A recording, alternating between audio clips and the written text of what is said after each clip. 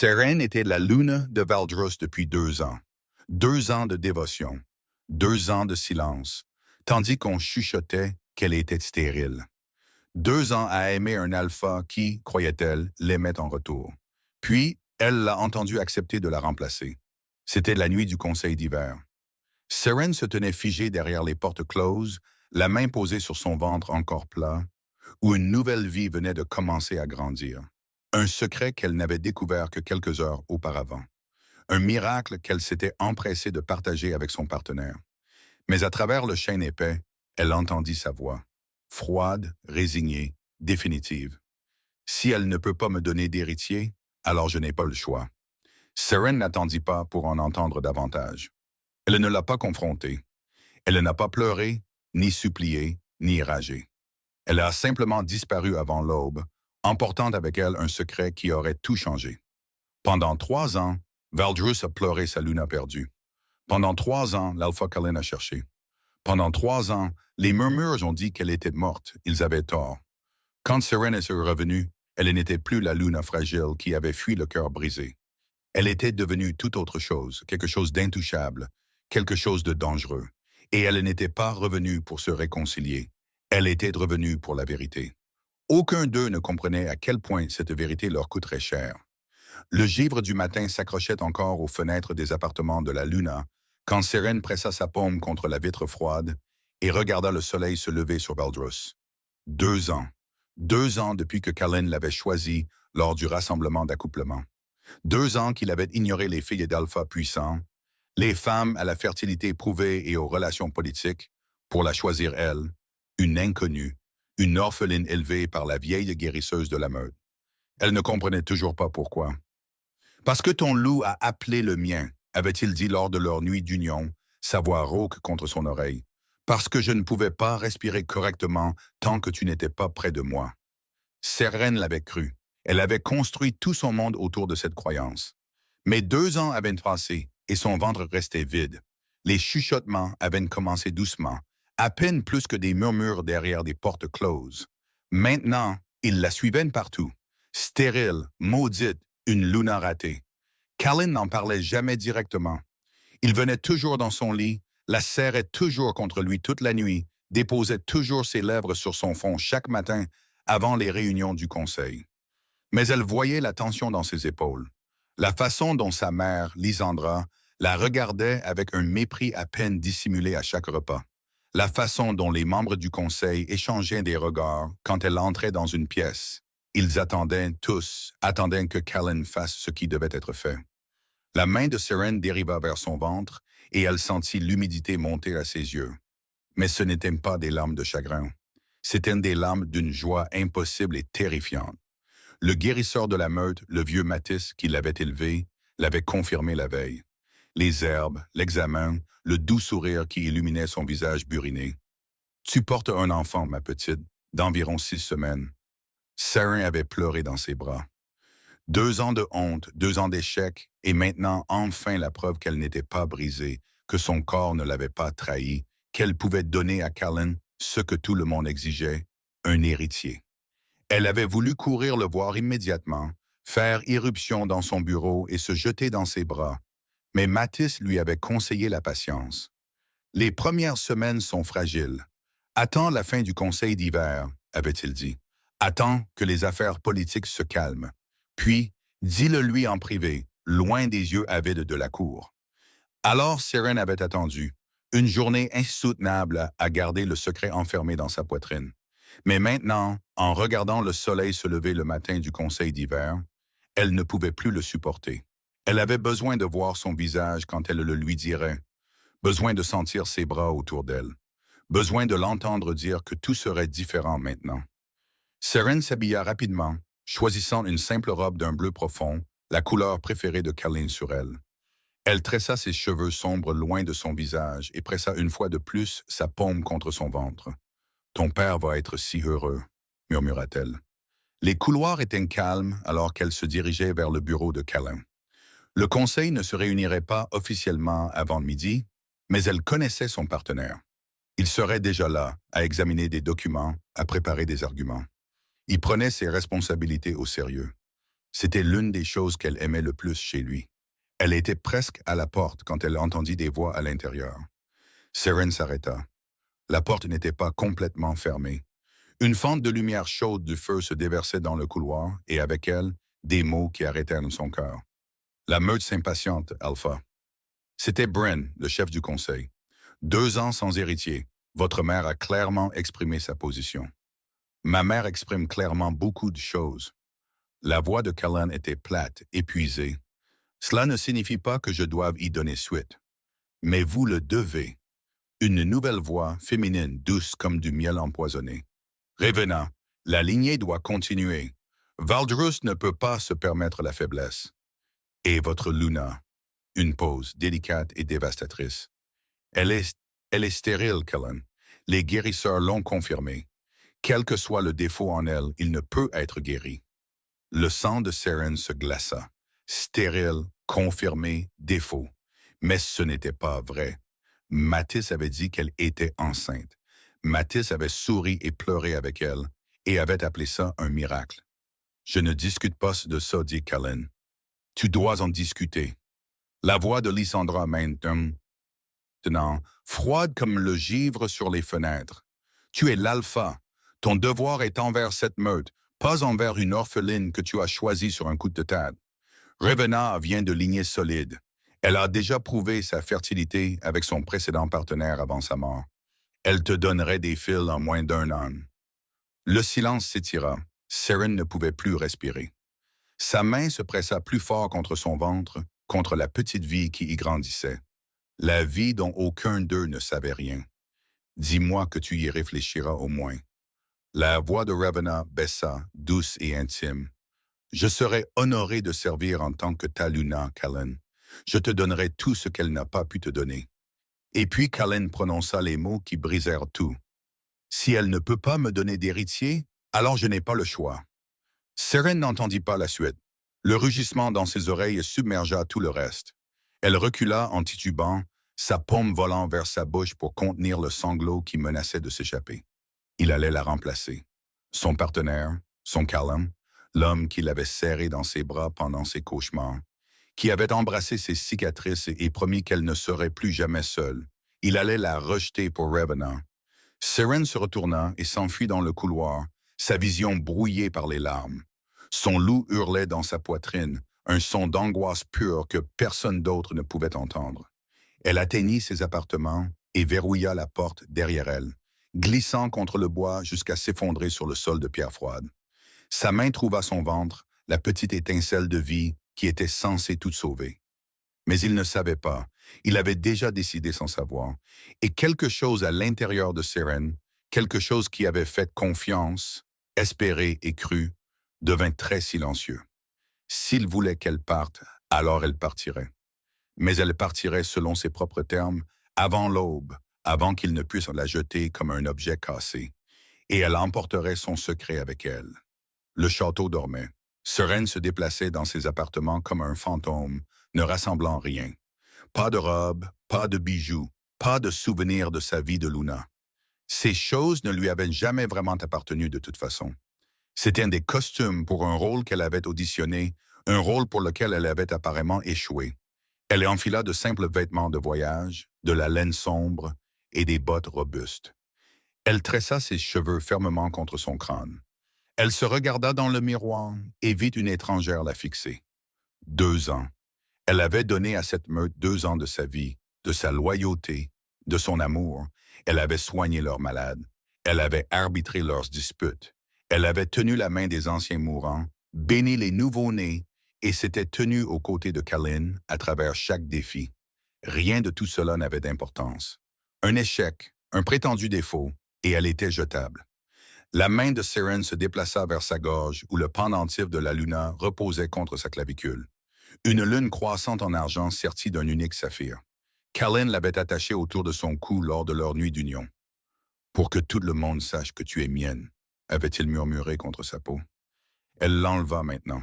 La chaîne glissa dans sa paume comme de la lumière d'étoiles liquides. Un instant, elle songea à le laisser sur son oreiller, un message, un adieu. Mais non, qu'il se pose des questions, qu'il cherche. Elle posa le pendentif sur sa coiffeuse sans cérémonie et se tourna vers la fenêtre. Le lien de compagnon pulsait dans sa poitrine. Une conscience constante de la présence de Callan, quelque part dans le château, probablement encore dans son bureau, probablement encore en train de discuter de son remplacement avec sa mère, son conseil et la femme qui prendrait sa place. Seren ferma les yeux et respira à travers la douleur. Le lien ne se briserait pas quand elle partirait. Elle le savait. Il s'étirerait, ferait mal et brûlerait, un rappel constant de ce qu'elle abandonnait. Certains loups devenaient fous à cause de la séparation. Certains mouraient. Mais Seren avait survécu à pire qu'un cœur brisé. Elle avait survécu au fait d'être orpheline à 7 ans. Elle avait survécu en grandissant sans statut de meute ni nom de famille. Elle avait survécu aux murmures, au mépris et au rappel constant qu'elle n'était pas assez. Elle survivrait à ça aussi. Pour l'enfant qui grandissait en elle, elle survivrait à tout. La fenêtre s'ouvrit silencieusement.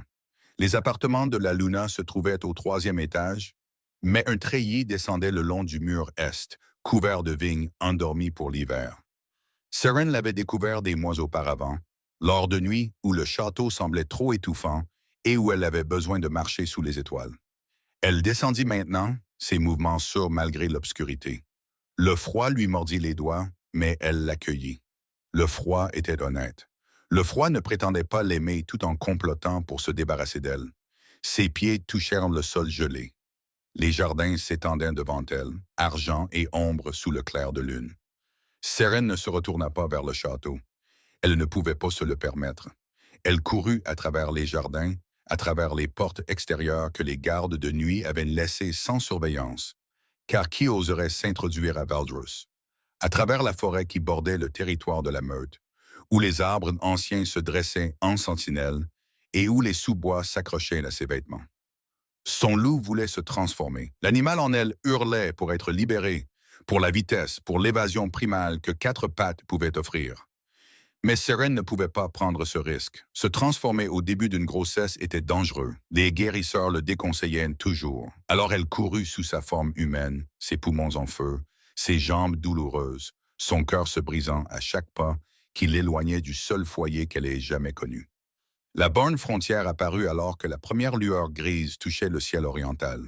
Un pilier de pierre sculpté, ancien et couvert de mousse, marquant la limite du territoire de Valdros. Seren s'arrêta. Au-delà de ce point, elle serait sans meute. Une solitaire, vulnérable d'une manière que les loups en couple n'avaient que rarement à envisager. D'autres meutes sentiraient le lien de compagnon sur elle et se demanderaient pourquoi elle était seule. Les solitaires verraient une cible facile. Les chasseurs verraient une proie. Mais rester n'était plus une option. Seren pressa sa paume contre la borne frontière. La roche était glaciale sous ses doigts. Moi, Seren, Luna de Valdros, murmura-t-elle, la voix brisée. Je renonce à mes droits sur ce territoire et cette meute. Je libère mes liens. Je pars libre. Les mots n'étaient pas magiques. Ils ne détenaient aucun pouvoir surnaturel. Mais les prononcer à voix haute rendait le choix réel, définitif. Elle franchit la frontière. Pendant un instant, rien ne se passa. Puis le lien de compagnon dans sa poitrine s'embrassa d'une douleur soudaine et hurlante. Seren haleta, se pliant en deux, sa main agrippant son cœur. C'était comme si quelque chose était arraché de l'intérieur d'elle, comme des griffes ratissant sa cage thoracique. Son loup hurla, un son de pur chagrin résonnant dans son crâne. Et quelque part loin derrière elle, dans un château qui ne lui appartenait plus, elle sentit Callan se réveiller en sursaut. Il le sentirait. L'étirement, l'anomalie. Il saurait qu'elle était partie. Qu'il se demande pourquoi, pensa Seren sauvagement, se forçant à se redresser malgré l'agonie qui irradiait à travers son lien. Qu'il cherche, qu'il ne la trouve jamais. Elle s'enfonça dans la forêt au-delà de Valdros, dans un territoire qui n'appartenait à personne, vers un avenir qu'elle ne pouvait imaginer. Derrière elle, le soleil se leva sur le château. Le temps que sa lumière touche les appartements de la Luna, le temps que les serviteurs trouvent son lit vide et son pendentif abandonné, le temps que l'Alpha Callan fasse éruption par la porte avec des yeux fous et un lien fracturé hurlant dans sa poitrine, Seren était déjà à des kilomètres. Et grandissant en elle, à l'insu de tous à Valdros, se trouvait l'héritier qu'ils avaient tous prétendu qu'elle ne pouvait pas fournir. 3 ans plus tard, La femme qui entra dans la grande salle de Valdrus ne ressemblait en rien à la Luna qui avait disparu une nuit d'hiver. Elle était plus grande en quelque sorte, ou peut-être se tenait-elle simplement comme si le monde lui devait son attention. Ses cheveux sombres tombaient en vagues sur ses épaules, libres et sauvages, parsemés de minuscules tresses retenant des perles d'argent. Sa robe n'était pas dans les tons pastel doux favorisés par les loups nobles. C'était du velours noir bordé de cramoisie, coupé pour souligner les angles vifs de ses clavicules et la confiance de ses épaules. Mais ce furent ses yeux qui firent taire les conversations dans toute la salle. Ils étaient de la couleur du crépuscule d'hiver, pâles, froids et absolument impitoyables. Ils balayèrent les loups assemblés avec l'évaluation détachée d'un prédateur décidant quelle proie valait l'effort. Personne ne la reconnut. C'était précisément le but. Qui est-elle? Des murmures parcoururent la foule. Le rassemblement d'hiver était le plus grand événement du calendrier social de Valdrus. Des alphas des territoires voisins y assistaient. Des loups non accouplés cherchaient des partenaires potentiels. Le Conseil profitait de l'occasion pour négocier des alliances et évaluer les menaces. Et cette année, une invitée non conviée avait franchi les portes. « Elle est venue avec la délégation de Thornwood », murmura quelqu'un. « J'ai entendu dire qu'elle est une guérisseuse formée par des sorcières dans les montagnes de l'Est. Regardez ses yeux. Il y a quelque chose qui ne va pas chez elle. Quelque chose de dangereux. » La femme entendit chaque murmure. Son ouïe s'était considérablement affinée au cours des 3 dernières années. Beaucoup de choses s'étaient affinées. Elle ne réagit pas au commérage. Elle s'avança simplement plus profondément dans la salle, ses mouvements fluides et sans hâte, jusqu'à ce qu'elle atteigne la table des rafraîchissements et choisisse un verre de vin qu'elle n'avait aucune intention de boire. « Vous faites beaucoup de bruit. » La voix venait de son côté. Un homme jeune et beau, avec le sourire empressé de quelqu'un qui se croyait charmant. « Vraiment? » répondit la femme. Sa voix était plus basse qu'auparavant, plus rauque, la voix de quelqu'un qui avait crié pendant 3 ans de cauchemar et en était sorti avec quelque chose de brisé dans la gorge. En effet, la moitié des mâles non accouplés présents essaient de trouver le courage de vous approcher. L'homme sourit. « J'ai simplement décidé d'être plus rapide. Quelle chance pour moi. » Le sarcasme lui passa complètement au-dessus de la tête. « Je suis Aldrich, bêta de l'Alpha Thornwood. Et vous êtes? » La femme réfléchit à la question. Elle avait de nombreux noms maintenant. Le nom que Matisse lui avait donné dans son enfance. Le nom qu'elle avait pris en fuyant. Le nom que les sorcières lui avaient donné pendant sa formation. « Vesper », dit-elle finalement. Le nom signifiait l'étoile du soir. C'était le nom que son fils lui avait donné avec la maladresse des tout-petits, parce qu'elle venait toujours à son chevet lorsque les premières étoiles apparaissaient. Vesper. Aldrich testa le mot. Beau, inhabituel, il vous va bien. Elle ne le remercia pas pour le compliment. Au lieu de cela, son regard dériva par-dessus son épaule vers l'estrade surélevée au fond de la salle, et son cœur, le traître, se serra douloureusement dans sa poitrine. Il était là. L'Alpha Callan de Valdrus se tenait à côté de son trône en bois sculpté, en pleine conversation avec 2 membres du conseil. Il avait l'air plus âgé que dans ses souvenirs, plus dur. Les cheveux dorés qui tombaient autrefois négligemment sur son front étaient maintenant tirés sévèrement en arrière, et il y avait des ombres sous ses yeux qui parlaient de nuit blanche. « Bien, » murmura une partie vicieuse d'elle-même, « qu'il souffre. » Mais une autre partie, celle qu'elle avait si désespérément essayé de tuer, souffrait à sa vue. Le lien de compagnon s'agita dans sa poitrine. Après 3 ans de distance, il s'était estompé en une vague conscience, facile à ignorer. Mais maintenant, dans la même pièce que lui, il rugissait de nouveau, avec une intensité atroce. Il le sentit aussi. Elle vit le moment où cela le frappa, la façon dont sa colonne vertébrale se redressa, la façon dont sa tête se tourna, ses yeux balayant la foule avec une intensité soudaine et désespérée, la cherchant. Mais il ne la trouverait pas. Pas la Seren dont il se souvenait. Cette femme était morte, enterrée dans une tombe peu profonde de trahison et de cœur brisé. Vesper leva son verre de vin à ses lèvres et sourit. Le regard de Callan balaya la salle, passa directement sur son visage et continua sans la reconnaître. Bien sûr, elle avait trop changé, perdu trop de poids pendant ses premiers mois de survie désespérée, reprise en muscles maigres pendant sa formation avec les sorcières.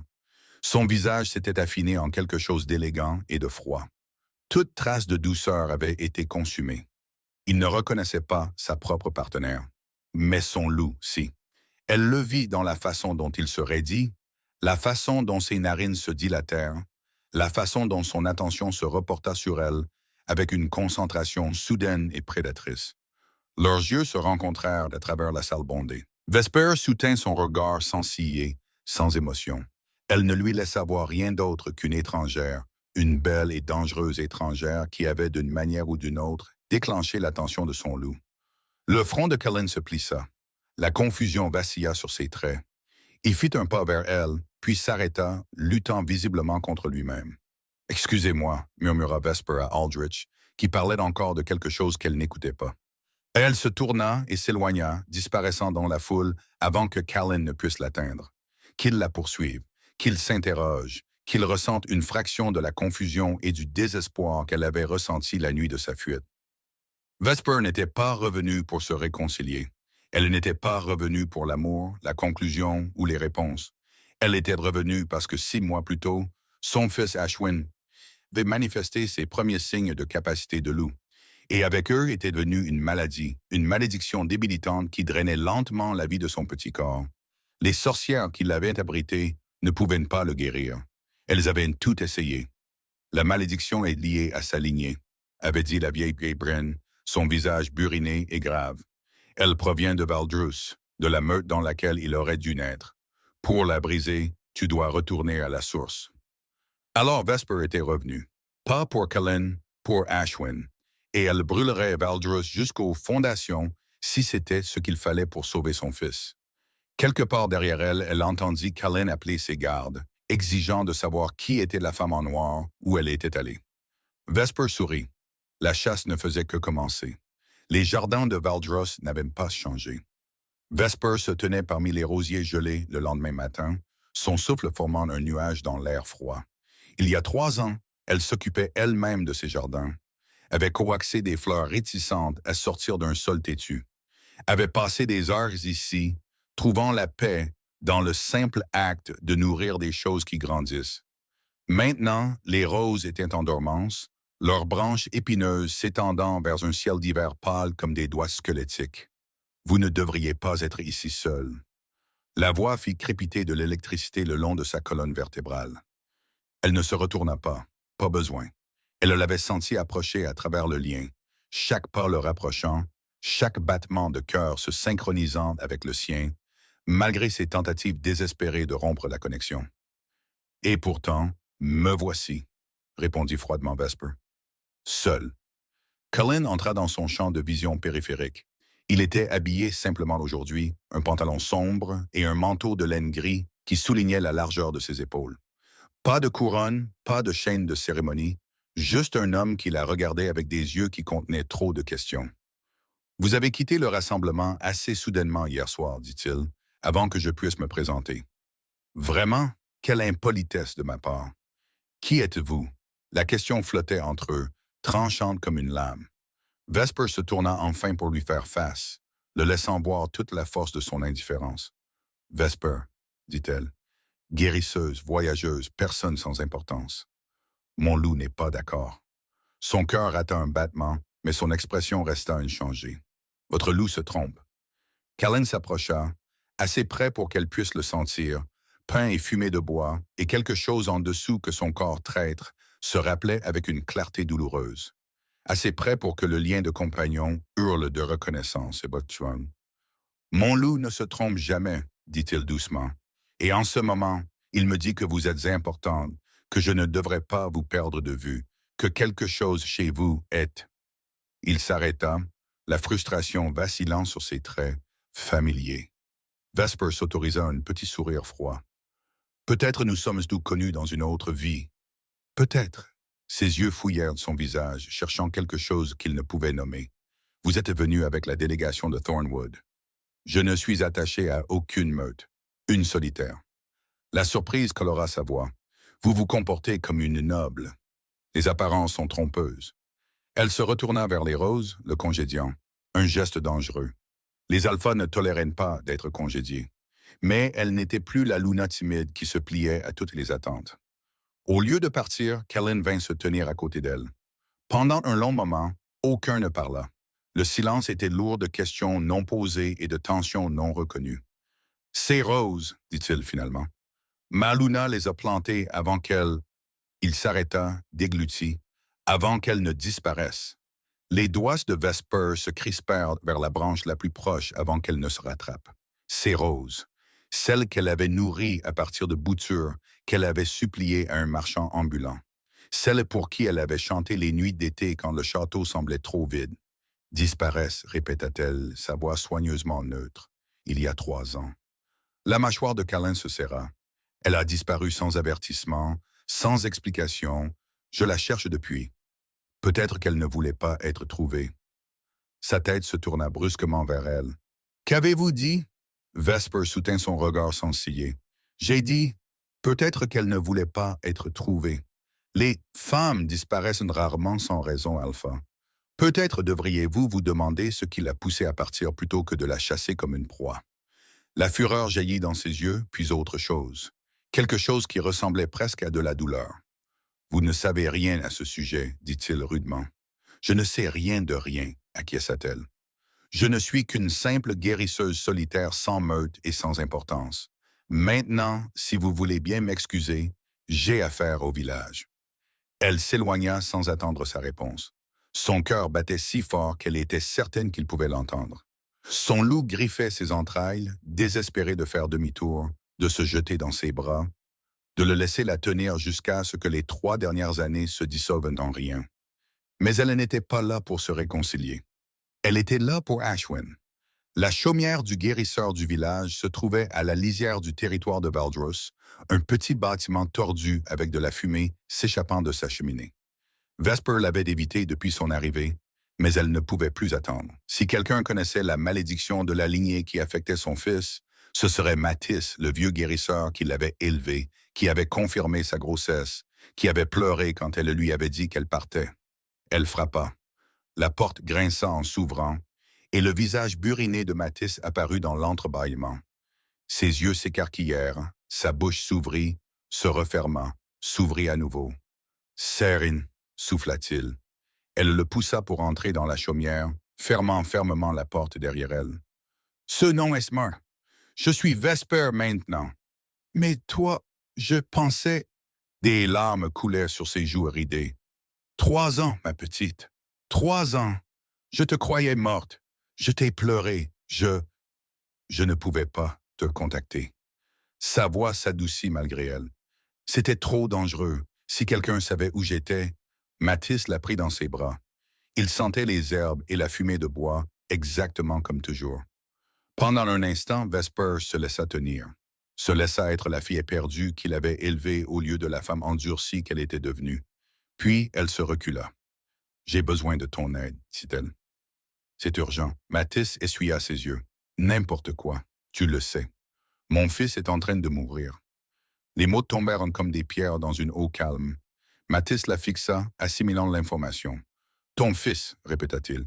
Tu veux dire l'enfant que tu portais quand tu es parti? » « Oui. » La gorge de Vesper se serra. « Il s'appelle Ashwin. Il a 3 ans et il y a 6 mois, il a commencé à tomber malade. Une malédiction débilitante liée à sa lignée. Les sorcières qui m'ont abrité croient que la malédiction vient d'ici, de Valdros. De la lignée de Calin. » Matisse s'effondra sur une chaise, le visage pâle. « Une malédiction de lignée, murmura-t-il. J'ai entendu des rumeurs, de vieilles histoires, mais je n'ai jamais... Raconte-moi tout. » Le vieux guérisseur resta silencieux un long moment. Quand il parla, sa voix était lourde. « Il y a une malédiction sur la lignée alpha de Valdrus, dit-il lentement. Lancée il y a des générations par une sorcière bafouée. Chaque alpha qui prend un véritable partenaire, un partenaire prédestiné, est condamné à le perdre. La malédiction empoisonne le lien lui-même. Elle draine à la fois l'alpha et son partenaire, mais l'un meurt toujours avant l'autre. Le survivant est laissé briser, et tous les enfants nés de cette union sont affaiblis. » Le sang de Vesper se glaça. « Quoi? C'est pourquoi le père de Calin est mort jeune, et son grand-père avant lui. » Matisse la regarda avec des yeux angoissés. Si Ashwin est vraiment le fils de Calin, Pahen.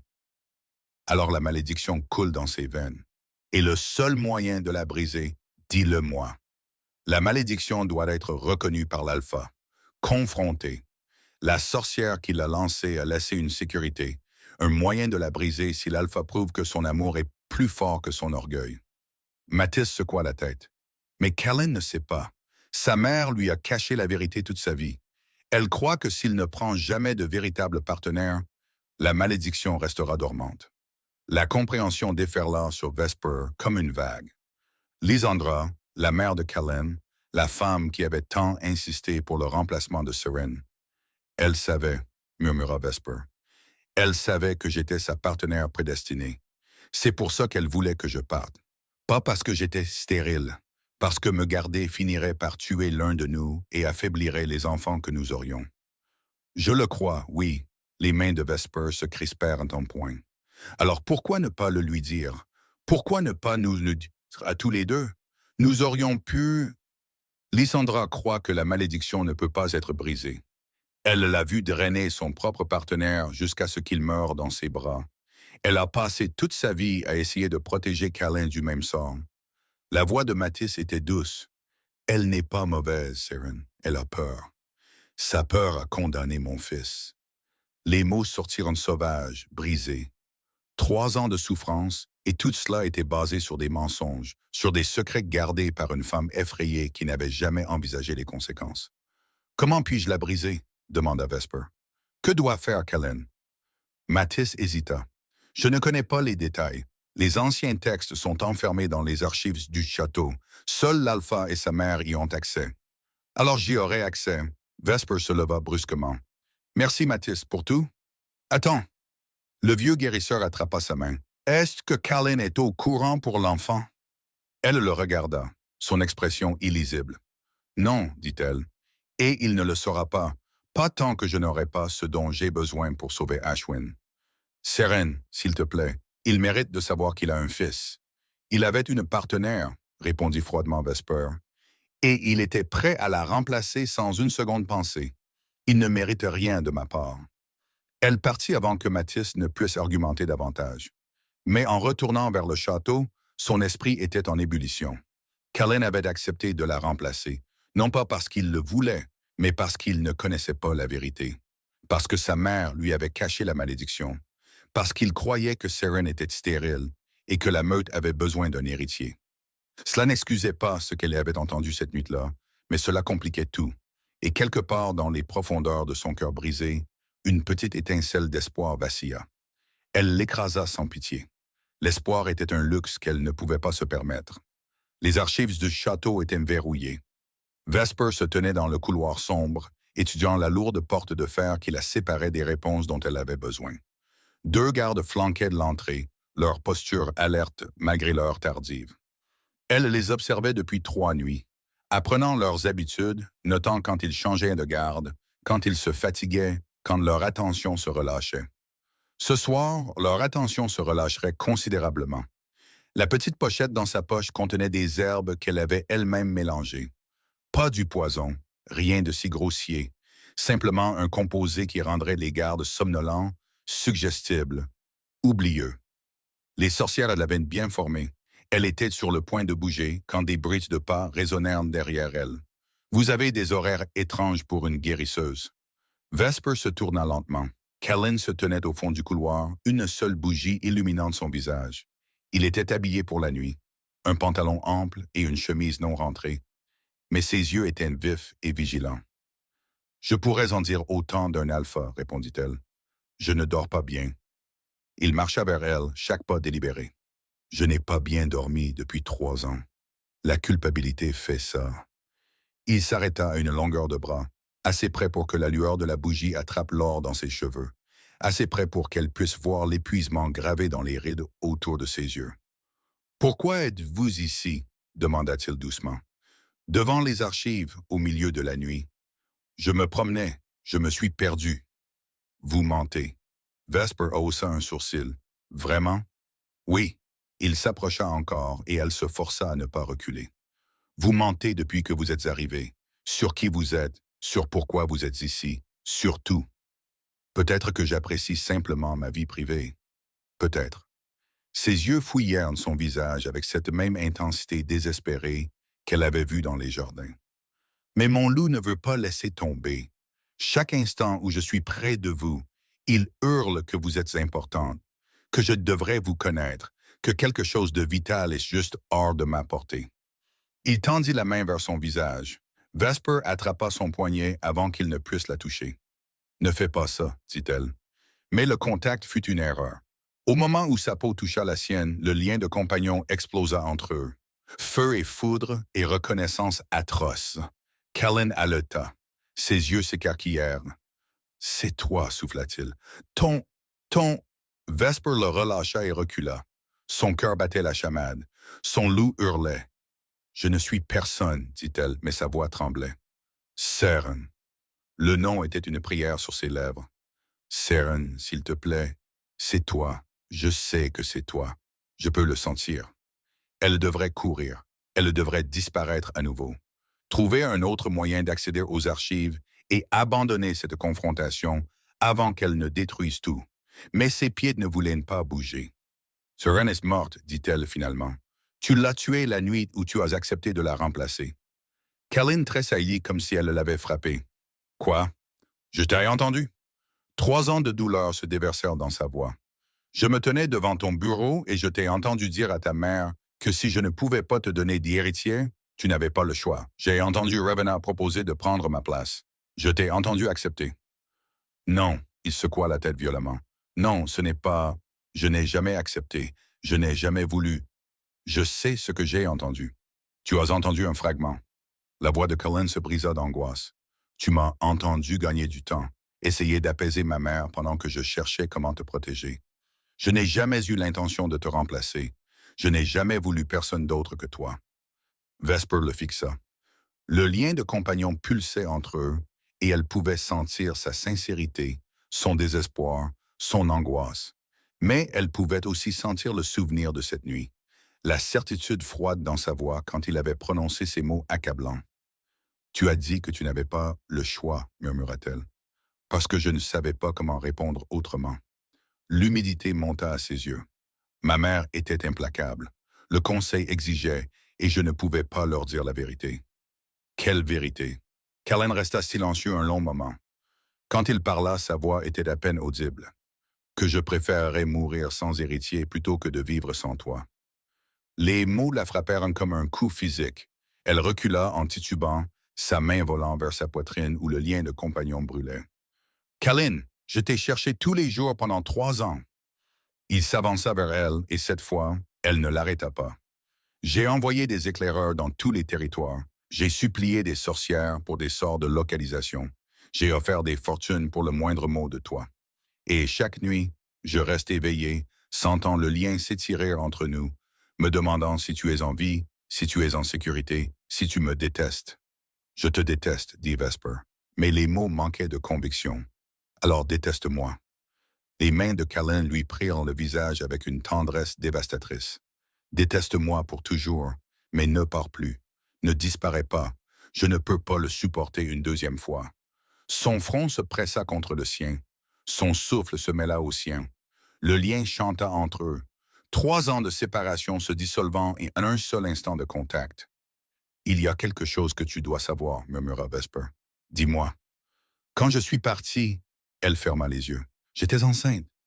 Kellen devint absolument immobile. « J'allais te le dire cette nuit-là, » continua-t-elle. « Je venais de le découvrir. J'étais si heureuse, si désespérée de partager la nouvelle. Et puis je t'ai entendu devant cette porte. Et tu as pensé que je te rejetais. » Sa voix était creuse. « Tu as pensé que je ne voulais pas ce de toi ni de notre enfant. » « Oui. » Silence, puis très doucement. « Où est l'enfant maintenant? » Vesper ouvrit les yeux, croisa son regard. « Il est malade, dit-elle. Il se meurt d'une malédiction que je ne comprends pas. Une malédiction liée à ta lignée. C'est pour ça que je suis revenu, Kellen. Pas pour toi, pour notre fils. » Le son qui lui échappa n'était pas tout à fait humain. C'était le hurlement d'un loup en agonie mortelle, réprimé en quelque chose de presque civilisé. « Un fils, souffla-t-il.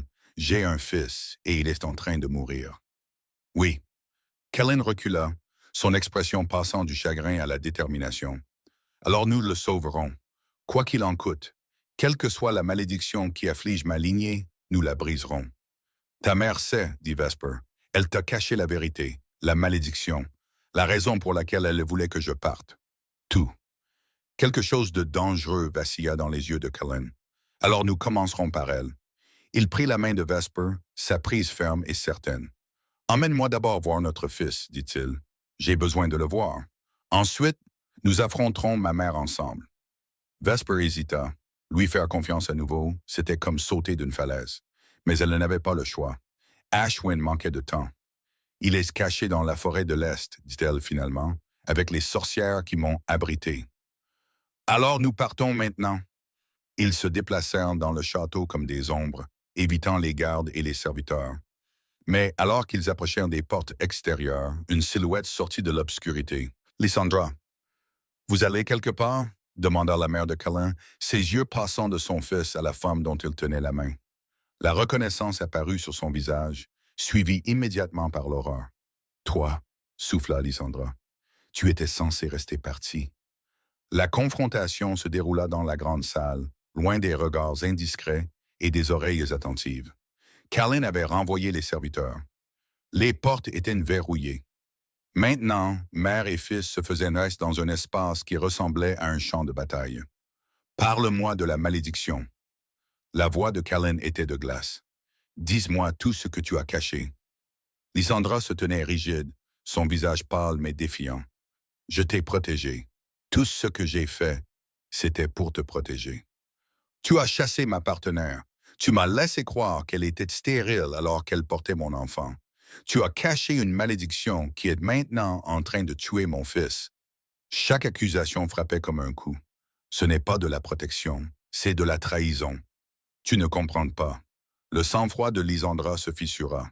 J'ai vu cette malédiction vider ton père jusqu'à ce qu'il n'en reste plus rien. Je l'ai tenu dans mes bras alors que le lien l'empoisonnait de l'intérieur.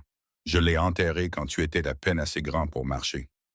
Des larmes glissèrent sur ses joues burinées. J'ai juré que je ne te laisserai jamais subir le même sort. Alors tu as décidé de me faire subir un sort différent. Kellen rit amèrement. 3 ans sans ma partenaire. 3 ans d'agonie. Un fils dont je n'ai jamais su l'existence. Mourant d'une malédiction que j'aurais pu briser si tu m'avais simplement dit la vérité.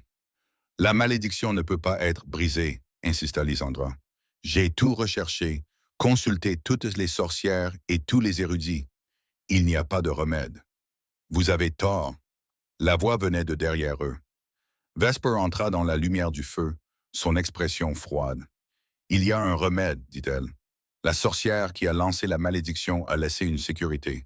Mathis m'a dit que la malédiction peut être brisée si l'alpha la confronte, s'il prouve que son amour est plus fort que son orgueil. Lysandra secoua la tête. C'est une légende. Un mythe. J'ai enquêté sur tous les prétendus remèdes et n'ai trouvé que des promesses vides. Vous avez enquêté seul. Les yeux de Vesper s'embrasèrent. Vous avez pris des décisions seul. Vous m'avez chassé et avez maintenu Kellen dans l'ignorance, sans jamais considérer qu'ensemble, nous aurions pu trouver des réponses que vous ne pouviez pas trouver séparément. J'essayais de le sauver. Vous essayez de le contrôler. Vesper s'avança vers la femme plus âgée, sa voix baissant à quelque chose de doux et de dangereux. Vous avez décidé des informations qu'il méritait. Vous avez décidé des choix qu'il était autorisé à faire. Vous avez décidé qu'une vie sans amour valait mieux qu'une mort avec. Mais vous ne lui avez jamais demandé. Vous ne lui avez jamais donné le choix. Lysandra regarda son fils, son expression s'effondrant. « Kellen, s'il te plaît. Je voulais seulement... Je sais ce que tu voulais. » La voix de Kellen était épuisée. « Je sais que tu as agi par peur et par amour, mais je ne peux pas te pardonner. Pas encore. Pas quand mon fils est en train de mourir à cause des secrets que tu as gardés. » Il se tourna vers Vesper. « Les archives. Tu essayais d'y accéder plus tôt. Que cherchais-tu? » Les textes originaux sur la malédiction, les mots exacts de la sorcière. S'il y a une sécurité, elle sera documentée quelque part. Kellen hocha la tête. « Mère, vous nous donnerez accès maintenant, et vous nous direz tout ce que vous savez, tout ce que vous avez caché, sans omission ni excuse. » Lysandra ferma les yeux. Pendant un instant, elle parut ancienne, vaincue. Très bien, murmura-t-elle. Les archives étaient de vastes salles poussiéreuses remplies de siècles de registres. Vesper et Callen travaillèrent toute la nuit tandis que Lysandra était assise dans un coin, la tête baissée, offrant occasionnellement des informations lorsqu'on le lui demandait. C'est presque à l'aube que Vesper le trouva. Ici. Elle brandit un manuscrit en lambeaux, ses mains tremblantes. La malédiction originale et la sécurité. Callen se plaça à ses côtés, lisant par-dessus son épaule. Le texte était archaïque, difficile à déchiffrer, mais le sens était assez clair. La malédiction avait été lancée par une sorcière nommée Morvan après que l'alpha de cette génération eut trahi sa confiance. Elle avait été son amante, sa confidente. Quand il l'avait rejetée pour un mariage politique, elle avait maudit sa lignée pour ne jamais connaître l'amour durable. Mais Morvan n'avait pas été purement cruelle. Elle avait laissé une échappatoire.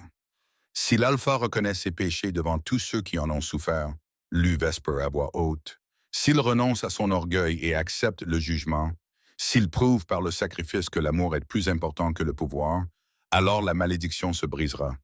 Mais le sacrifice doit être authentique, la reddition doit être complète, et la reconnaissance doit être attestée par celui qui l'a le plus gravement offensé. Callen la regarda. « Celui que j'ai le plus gravement offensé, répéta-t-il, c'est toi. Oui. Que dois-je sacrifier? » Vesper parcourut à nouveau le texte. Son visage pâlit. « Il n'est pas spécifié, dit-elle lentement. Seulement que le sacrifice doit être authentique, quelque chose que tu apprécies, quelque chose qui prouve que l'amour est plus important que le pouvoir. » Callen resta silencieux un long moment, puis il se redressa, son expression résolue. « Alors je sais ce que je dois faire. Callen, notre fils est en train de mourir. » Ses mots se fracturèrent d'émotion. « J'ai déjà perdu 3 ans avec lui. Je ne perdrai pas un jour de plus. » Il prit ses mains dans les siennes. « Je ferai ce sacrifice, quoi qu'il en coûte. Mais j'ai besoin que tu en sois témoin. J'ai besoin que tu sois là. » Vesper fouilla son visage. Elle y vit de la peur, de la détermination et autre chose. Quelque chose en quoi elle ne s'était pas autorisée à croire depuis 3 longues années. De l'amour. Réel, désespéré, inébranlable. « Qu'est-ce que tu prévois? » murmura-t-elle. Callen sourit, mais cela n'atteignit pas ses yeux. « Tu verras. » Il se tourna et se dirigea vers la porte. S'arrêta, la regarda une dernière fois. « J'aurais dû me battre pour toi cette nuit-là, » dit-il doucement. « J'aurais dû affronter ma mère immédiatement, dire au conseil d'aller au diable, refuser ne serait-ce que de discuter de ton remplacement. Au lieu de ça, j'ai essayé d'être diplomate. J'ai essayé de gagner du temps et j'ai perdu tout ce qui comptait. » Des larmes brûlèrent derrière les yeux de Vesper. « Callen, je ne referai pas cette erreur. » Il quitta les archives, et quelque part dans la forêt de l'Est, dans une chaumière cachée par la magie des sorcières, un garçon de 3 ans aux cheveux dorés de son père ouvrit les yeux et murmura « Maman ». La malédiction s'agitait. Le temps leur manquait. La grande salle de Valdrus n'avait jamais été aussi bondée. Chaque loup du territoire avait été convoqué. Les membres du conseil se tenaient en ligne rigide le long des murs. Les anciens de la meute occupaient des sièges d'honneur près du front. Les loups ordinaires se pressaient à l'arrière, murmurant avec confusion et anticipation. Personne ne savait pourquoi ils avaient été appelés. L'alpha avait simplement ordonné leur présence à l'aube. Vesper se tenait près de l'entrée latérale, cachée dans l'ombre. Elle avait enfilé des vêtements simples, ses cheveux tirés sévèrement en arrière. À côté d'elle, enveloppé dans une épaisse cape et tenu fermement dans ses bras, Ashwin somnolait par intermittence. Il était pire ce matin. Sa peau avait pris une teinte grisâtre. Sa respiration était superficielle. La malédiction s'accélérait. Quoi que Callen ait prévu, cela devait se produire bientôt. Les portes au fond de la salle s'ouvrirent. Callen entra seul, vêtu non pas de la tenue formelle d'un alpha, mais d'un simple blanc. La couleur de la pénitence, la couleur de la reddition. Des murmures parcoururent la foule. Que fait-il? Quelque chose ne va pas. Où est-ce Dame Lysandra? Callen se dirigea vers l'estrade où se trouvait son trône. Il ne s'assit pas. Au lieu de cela, il se tourna pour faire face à son peuple, son expression grave. « Je vous ai appelés ici pour être témoin de quelque chose qui aurait dû se produire il y a 3 ans, dit-il. Sa voix porta dans la salle, forte et claire, malgré les ombres sous ses yeux. Je vous ai appelé ici pour confesser mes échecs en tant que votre alpha. Silence choqué. Il y a 3 ans, ma partenaire, ma Luna, a disparu dans la nuit. La voix de Colin ne vacilla pas. Je vous ai dit qu'elle avait été enlevée. Je vous ai dit que je la cherchais. Mais la vérité est bien pire. Elle a fui parce qu'elle croyait que j'allais la remplacer. Elle a fui parce que j'étais trop lâche pour la défendre contre ceux qui remettaient en question sa valeur. La gorge de Vesper se serra. Dans ses bras, Ashwin s'agita. Elle n'était pas stérile. Les mots tombèrent comme des pierres. Elle était enceinte quand elle est partie. Enceinte de mon fils. Un fils que je n'ai jamais rencontré. Un fils qui est maintenant en train de mourir à cause d'une malédiction dont je ne connaissais pas l'existence. Les murmures explosèrent en chaos. Les membres du conseil crièrent des questions. Les membres de la meute se pressèrent en avant avec des demandes d'explication. Callen leva la main et le silence tomba. « Il y a une malédiction sur ma lignée, continua-t-il. Lancée il y a des générations. Ma mère le savait. Elle me l'a caché, croyant de me protéger. Mais sa protection m'a tout coûté. Ses yeux trouvèrent Vesper dans l'ombre. Elle nous a tout coûté. Vesper entra dans la lumière. La foule s'écarta autour d'elle, les loups reculant, en sentant le pouvoir qu'elle portait maintenant. La formation avec les sorcières l'avait changée d'une manière qui allait au-delà du physique. Mais c'est l'enfant dans ses bras qui attira leur attention.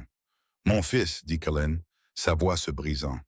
Ashwin, il a 3 ans et il est en train de mourir parce que je n'ai pas réussi à protéger sa mère. » Il descendit de l'estrade et marcha vers elle. La foule regarda en silence stupéfait leur alpha s'agenouiller devant la femme solitaire qui tenait son enfant. « La malédiction ne peut être brisée que par le sacrifice, dit Colin assez fort pour que tous l'entendent. Par la renonciation à l'orgueil, par la preuve que l'amour est plus important que le pouvoir. Il leva les yeux vers Vesper, ses yeux humides de larmes non versées. « Moi, Colin, Alpha de Valdros, je renonce par la présente à mes droits sur ce territoire. » Des halètements éclatèrent, les membres du conseil se précipitèrent en signe de protestation. « Vous ne pouvez pas faire ça, cria Bren. La meute a besoin d'un chef. La meute a besoin de la vérité. » Colin ne quitta pas Vesper des yeux. « Et la vérité, c'est que j'ai échoué. J'ai laissé les autres empoisonner mon jugement. J'ai laissé la peur l'emporter sur mon amour. Je mérite de tout perdre. »« Colin, arrête !» La voix venait du fond de la salle. Revenant se fraya un chemin à travers la foule, son beau visage tordu de fureur. « C'est de la folie, cracha-t-elle. Tu jettes ton droit d'aînesse pour une femme qui t'a abandonné. Pour un enfant qui n'est peut-être même pas le tien. Il est à moi. » La voix de Colin était calme. Je l'ai su à l'instant où je l'ai senti à travers le lien. Le lien, Ravenna rit durement. Quel lien? Elle l'a rompu en traversant la frontière. Quelle que soit la connexion que tu ressens, c'est un vœu pieux fantôme d'un homme désespéré. Vesper s'avança, protégeant Ashwin derrière elle. Vous semblez remarquablement bien informé sur les liens de compagnons, Ravenna, sur les frontières, sur les malédictions. Quelque chose vacilla dans les yeux de Ravenna. De la peur. Je ne sais que ce que tout le monde sait, dit-elle doucement. Vraiment? Vesper inclina la tête. Alors peut-être pouvez-vous expliquer pourquoi, lorsque j'ai consulté les sorcières des montagnes de l'Est, elles ont immédiatement reconnu votre description. La salle devint silencieuse. Elles vous appelaient la fille de Morvan, continua Vesper, sa voix portant à travers la foule figée. Pas par le sang, par l'enseignement. Elles ont dit que vous aviez été l'apprenti d'une sorcière descendante de la femme même qui a lancé la malédiction originale. Elles ont dit que vous cherchiez à savoir comment la renforcer, comment la déclencher délibérément. Le sang-froid de Ravenna se brisa. C'est un mensonge. Vraiment? Vesper se rapprocha. Vous connaissiez la malédiction avant tout le monde. Vous saviez que si Colin prenait une partenaire prédestinée, elle finirait par mourir. Vous vous êtes positionné comme le remplacement parfait. Une femme à la fertilité prouvée. Une femme qui n'était pas sa partenaire prédestinée. Une femme que la malédiction ne toucherait pas. J'essayais de l'aider, insista Ravenna. J'essayais de le sauver du sort qui a emporté son père. Vous essayez de devenir Luna. La voix de Vesper claqua comme un fouet. Et quand j'ai prouvé qu'il était difficile de m'écarter par des moyens normaux, vous avez accéléré le plan. Vous avez parlé à Lysandra de ma grossesse. Vous l'avez convaincue que me garder nous condamnerait, moi et l'enfant. Vous avez manipulé tout le monde pour vous assurer que je serais chassé. Lysandra sortit de l'ombre où elle avait observé. Son visage était cendré. « Est-ce vrai ?» demanda-t-elle. « Saviez-vous que j'étais manipulé ?» Le masque de Ravenna tomba finalement, ses beaux traits tordus de rage. « Stupide vieille femme !» siffla-t-elle. « Je vous ai donné l'excuse dont vous aviez besoin. Vous vouliez qu'elle parte autant que moi. Ne prétendez pas que vous étiez une victime innocente. Je voulais que mon fils survive. » La voix de Lysandra tremblait. « Tu voulais le pouvoir. Et pourquoi ne devrais-je pas l'avoir ?» Ravenna écarta les bras, s'adressant à la foule. « Regardez ce que le lien prédestiné a apporté à cette meute. Chaos, disparition, un enfant mourant. La malédiction existe pour une raison. Les partenaires prédestinés rendent les alphas faibles. Ils les rendent vulnérables. J'aurais rendu Kellen fort. Tu l'aurais rendu tien. » Le pouvoir de Vesper s'embrassa, visible comme un scintillement dans l'air autour d'elle. 3 ans de formation avec des sorcières lui avaient donné des capacités dont la plupart des loups ne pouvaient que rêver. Mais il n'a jamais été à toi. Le lien de compagnon pulsa entre elle et Callan, plus fort qu'il ne l'avait été depuis des années, plus fort que les complots de Ravenna, plus fort que les malédictions, la séparation et la trahison. Callan se releva. « Garde, prenez-la. » Ravenna tenta de fuir, mais les loups se refermèrent sur elle. En quelques instants, elle fut maîtrisée, ses pouvoirs liés par des chaînes d'argent qui avaient été préparées pour ce moment précis. « Tu mourras !» hurla-t-elle à Vesper. « La malédiction vous réclamera tous les deux. Vous ne pouvez pas y échapper. Personne ne le peut. »« Regarde-moi faire, » dit Vesper doucement. Elle se retourna vers Callan. Dans ses bras, Ashwin gémit. Sa respiration devenait plus difficile. « Le sacrifice, dit-elle d'urgence. Il n'est pas complet. Tu as renoncé à tes droits, mais la malédiction ne s'est pas brisée. Ashwin est toujours. » Elle s'arrêta, regarda son fils. Ses yeux s'étaient ouverts, gris pâles comme ceux de son père, obscurcis par la douleur et la confusion. « Maman, murmura-t-il, ça fait mal. »« Je sais, mon amour, je sais. » Des larmes creusèrent des sillons sur son visage. « Tiens bon encore un peu. » Callan se plaça à ses côtés. Sa main trouva la sienne. « Le sacrifice doit être authentique, dit-il. Quelque chose que j'apprécie, quelque chose qui prouve que l'amour est plus important que le pouvoir. » Il regarda leur fils, l'enfant qu'il n'avait jamais tenu, et la compréhension se fit jour dans ses yeux. « Il ne s'agit pas seulement de renoncer au titre, souffla-t-il. Il s'agit d'accepter les conséquences, de reconnaître que mon orgueil a causé cela, que mon incapacité à me battre pour toi a causé cela. » Il tomba à genoux devant sa meute, devant sa partenaire, devant son fils mourant. « Je vous ai laissé tomber, dit-il, sa voix se brisant complètement. Je vous ai laissé tomber tous les deux, et je passerai le reste de ma vie à me racheter, quelle que soit la durée de cette vie, quelle que soit la forme qu'elle prendra.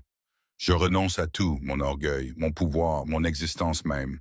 Si cela peut sauver mon fils, j'offre ma vie en échange de la sienne. » Les mots résonnèrent dans la salle, et quelque part au plus profond des fondations de Valdrus, dans les pierres mêmes qui avaient été témoins de générations de successions d'alpha, quelque chose d'ancien s'agita.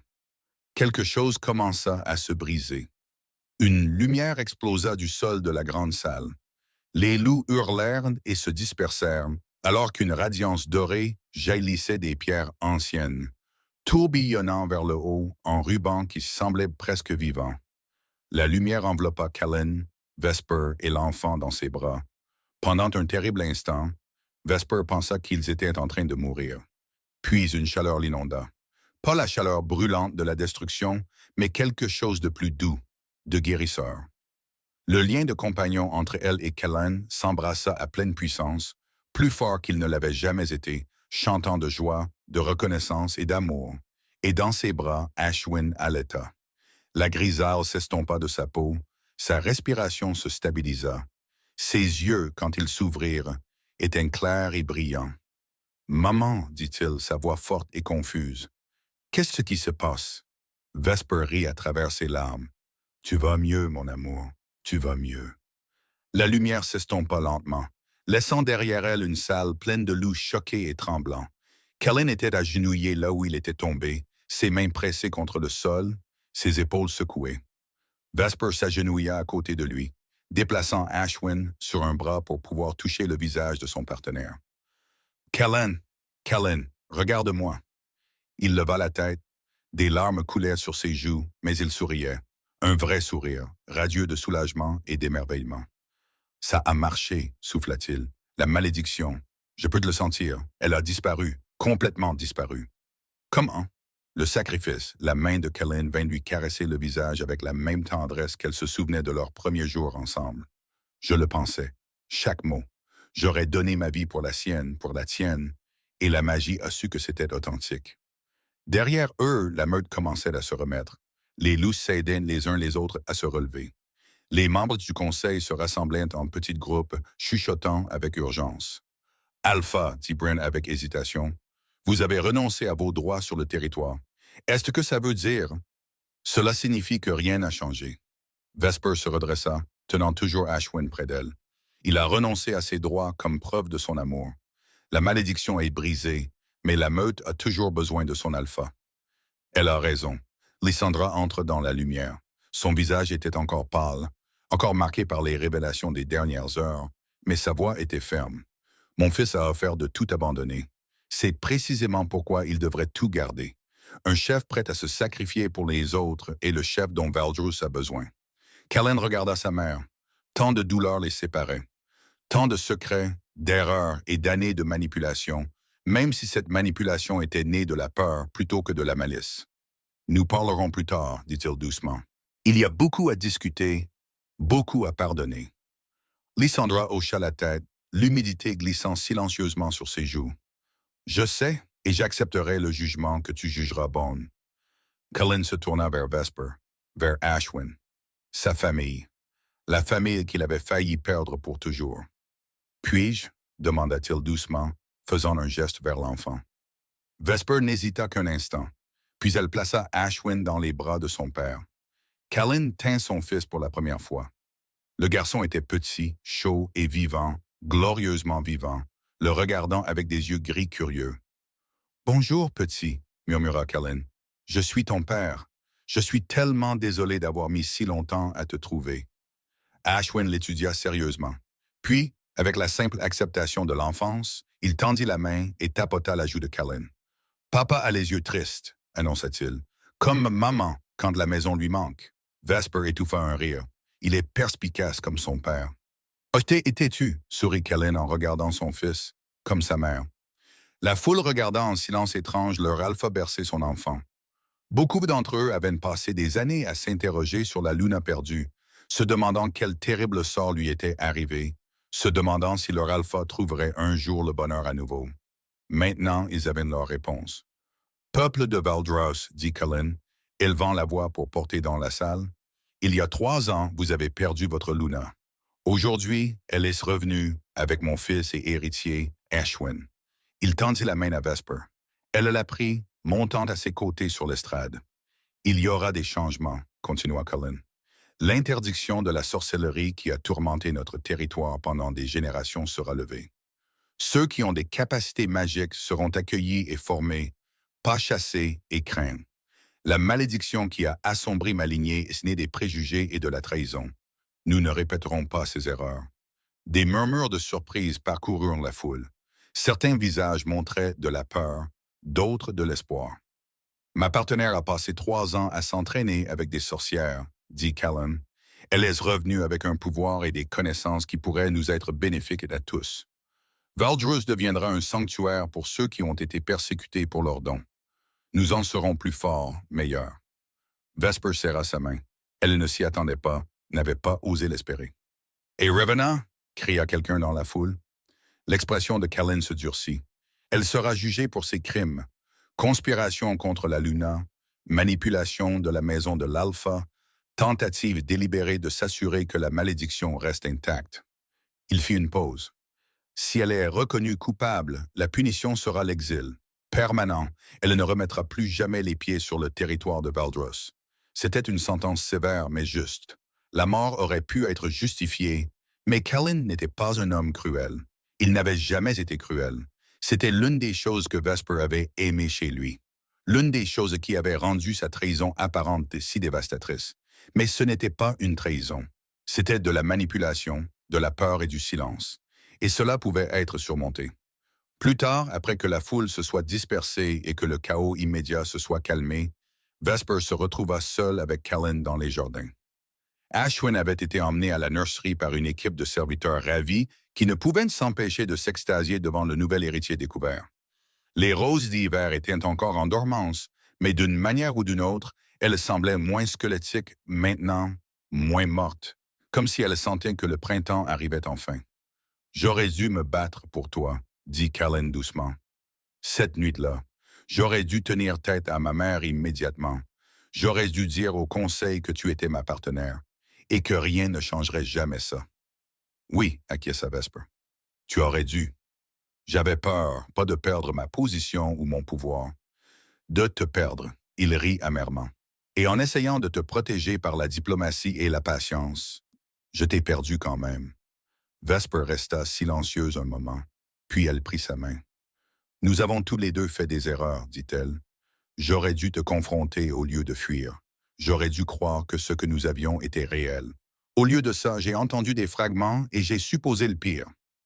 Tu avais toutes les raisons de supposer le pire. Peut-être. » Elle se tourna pour lui faire face complètement. « Mais nous sommes là maintenant, tous les deux.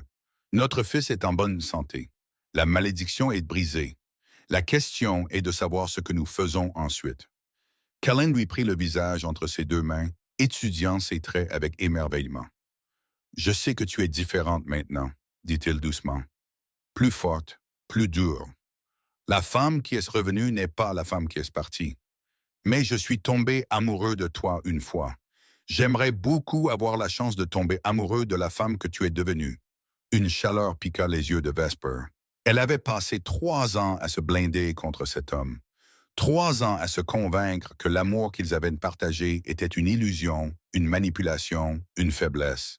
Mais en se tenant là, sentant le lien de compagnon pulseur entre eux, elle connaissait la vérité. Elle n'avait jamais cessé de l'aimer. « Je ne peux pas promettre que ce sera facile, » murmura-t-elle. « Il y a encore tellement de douleur entre nous. »« Je sais. Je ne peux pas promettre que je te ferai entièrement confiance. Pas tout de suite. Je le sais aussi, mais je suis prêt à essayer. » Elle posa sa main sur son cœur. « Pour Ashwin et pour nous. » Le sourire de Callan était comme le soleil perçant les nuages d'orage. Il l'embrassa alors, un baiser doux, tendre et plein de promesses. Un début plutôt qu'une fin. Quand ils se séparèrent enfin, Vesper posa son front contre le sien. « Je devrais te dire, » murmura-t-elle, « les sorcières m'ont appris plus que la simple magie de guérison. » « Oh, elles m'ont appris des sorts de combat, des protections et quelques malédictions de mon cru. » Callan rit, le son rouillé mais authentique. « Devrais-je m'inquiéter? » Vesper sourit, le premier vrai sourire qu'elle s'était permis en 3 ans. « Seulement si tu m'en donnes la raison, dit-elle. Mais je ne pense pas que tu le feras. »« Plus jamais, promit-il, plus jamais. » Ils se tenaient ensemble dans le jardin où elle avait autrefois planté des roses, leurs mains entrelacées, leurs liens restaurés. Derrière eux, le château de Valdrus se dressait contre un ciel d'hiver. Mais le froid ne semblait plus si amer, l'obscurité ne semblait plus si profonde. Le printemps arrivait, et avec lui, un nouveau départ pour eux tous. Merci d'avoir écouté cette histoire. Si elle vous a plu, faites-le moi savoir dans les commentaires. Votre soutien compte plus que vous ne l'imaginez.